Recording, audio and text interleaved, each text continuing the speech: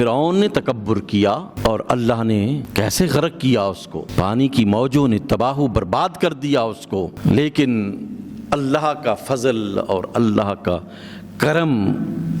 اور اس کی خواہش، اس کی رضا، اس کی خوشی کیا ہے کہ بندہ اس کے سامنے جھک جائے تو وہ معاف فرما دیتا ہے۔ جب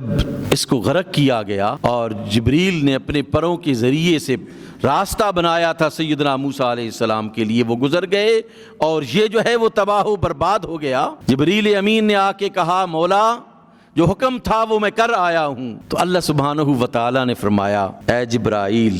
وعزتی وجلالی لو استغاثنی استغفرنی لغفرت لہ۔ اے جبریل، اس نے تکبر کیا، اس نے رعونت دکھائی